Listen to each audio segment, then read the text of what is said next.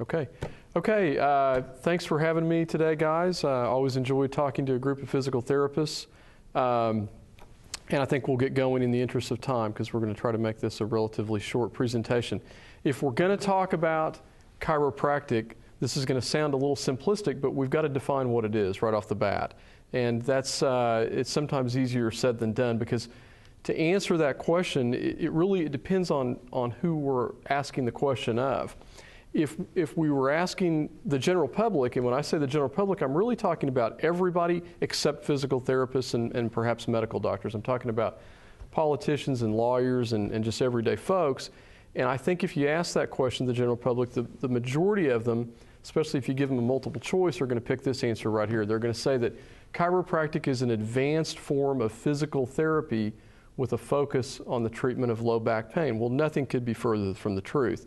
And I realize that you folks know that better than anybody, but keep in mind, that's what most individuals out there believe, including the politicians that are determining how things in your practice. So, but that's not it. That's not the answer.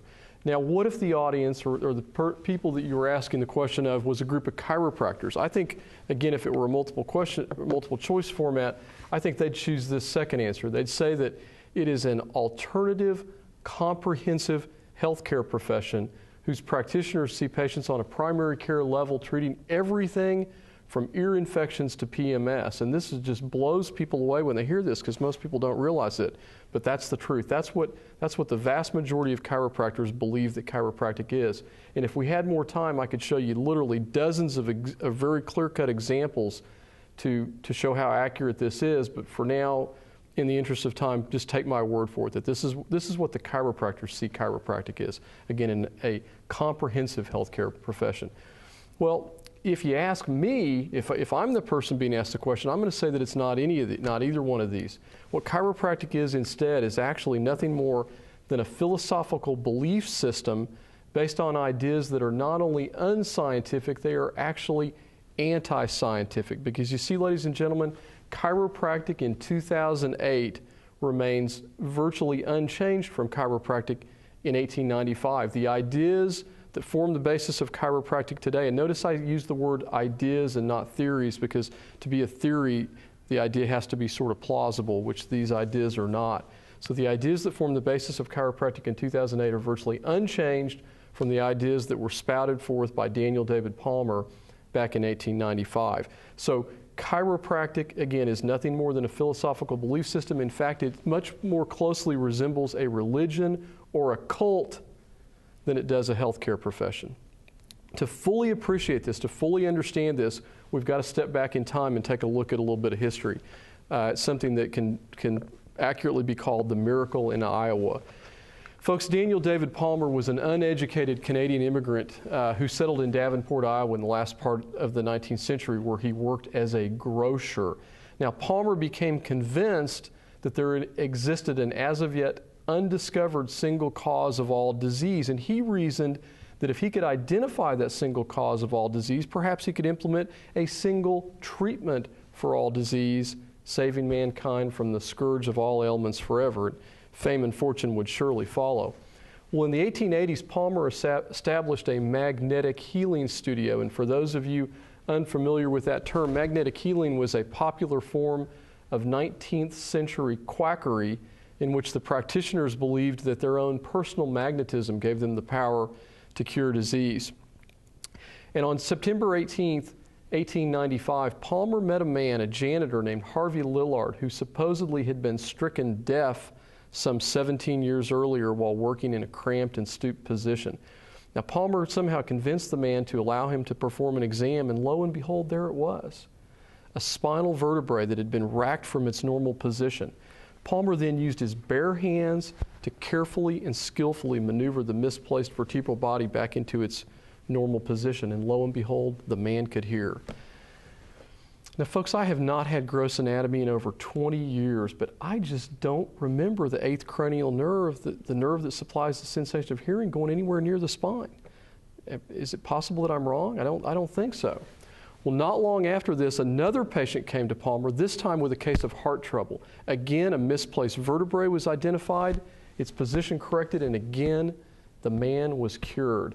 Folks, it was on the basis of these ridiculous stories. And if you think I'm making these up, if you think I'm exaggerating, any chiropractic textbook like this one here, if you look at one of these texts, you'll find virtually identical descriptions of these events as I have relayed them.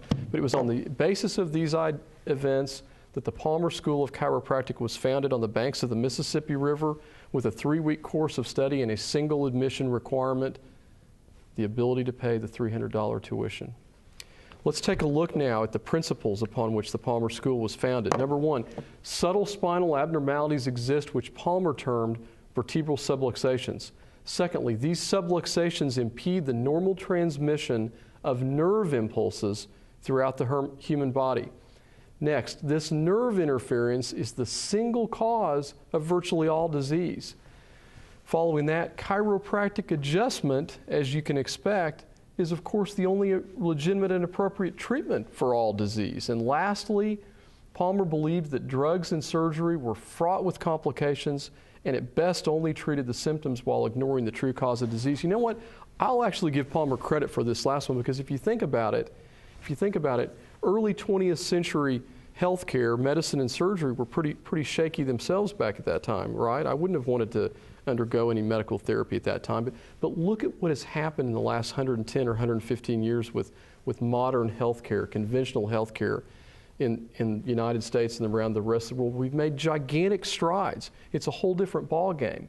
Chiropractic, on the other hand, some 115 or so years later, remains hopelessly mired in the fairy tale world of the Iowa grocer and magnetic healer. Well, folks, at this point, if there were a chiropractor in our audience listening to what I'm saying, I believe that what they would likely do is stand up and stomp their foot and say, wait a minute, time out, I've heard enough. Stop it, you've said enough. Maybe some of those things were true 50 years ago or 60 years ago, or maybe even 30 or 40 years ago, but they're not true today. We've changed, we've improved our educational establishment, we've got research, we've got science, on and on and on, and this is not fair, what you're saying is not true. It's different now, we're different. We're kind of like the osteopaths. We've evolved and changed. Well, the question is, have they changed? And I would hope that you wouldn't take the chiropractor's word for it, but I would hope you wouldn't take my word for it either. Instead, why don't we look at some objective data and try to get a handle on whether I'm right or whether they're right. And so I think one way to do it is just to go to the websites of the 3 major chiropractic organizations in the United States. The first one is the American Chiropractic Association, which is arguably the most mainstream and legitimate of the 3 organizations. Probably 60% of the chiropractors in the United States are affiliated with this organization. And this is taken from their website, and I last reviewed it in September of '07, so it ought to be current. It says, with regard to the core chiropractic principle, which holds that the relationship between structure and function in the human body is a significant health factor. Notice it didn't say that it's a cause of joint dysfunction or back pain. They said it's a significant health factor, and that such relationships between the spinal column and the nervous system are highly significant because the normal transmission and expression of nerve energy, there's that nerve energy that Palmer talked about back in 1895, nerve energy are essential to the restoration and maintenance of health. Resolved that the House of Delegates reaffirms the core principle of the subluxation. Folks, it sounds an awful lot like Palmer lingo to me. Let's look at the next one. This is the International Chiropractic Association, and this one is sort of the mid-range group. This probably comprises about 25% or so of the chiropractors, and they're a little bit more out there on the fringe. And here's what they say. They say the science of chiropractic, and I hate to use the word science when I talk about chiropractic, but I'm quoting them, so we'll use it. The science of chiropractic deals with the articulations of the skeleton and the nervous system and the role of this relationship in the maintenance of health. Of primary concern to chiropractic are abnormalities of structure or function of the vertebral column known clinically as the vertebral subluxation complex. There's that Palmer lingo again, folks. The subluxation complex includes any alteration of the biomechanical and physiological dynamics of contiguous spinal structures which can cause neuronal disturbances. Let's go to the third example, folks. This is the WCA, and this group probably only compromises 10 or 15% of all chiropractors. They are without question the most far fringe organization, but they're out there, they're in every city. Here's what they say. The chiropractor uses a variety of these procedures to assess the vertebral subluxation in order to determine its location, character, type, and chronicity. The correction of subluxation is applicable, listen closely here, folks. The correction of subluxation is applicable to any patient exhibiting evidence of its existence, regardless of the presence or absence of symptoms and disease. Therefore, the determination of the presence of subluxation may stand as the sole rationale for care. Folks, do you hear what they've just done? They have just given themselves a license to manipulate anybody and everybody that walks in their office every day of their life forever. That's what they've done. Okay? So again, in summary, it appears to me, based on the data from their own websites, that these folks are still stuck in 1895. Well, here's a good question, and I'm asked this question frequently. Are there any good chiropractors? And in the course of the last 20 years, I've met a few good chiropractors.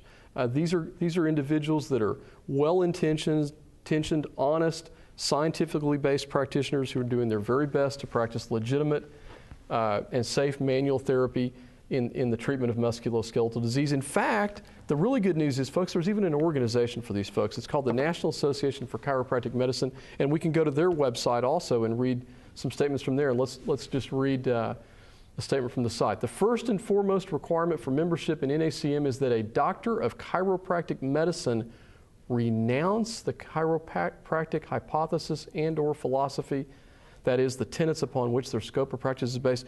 Folks, is that a profound statement, or is that a profound statement? To be a member of this organization, you've got to renounce everything that you learned?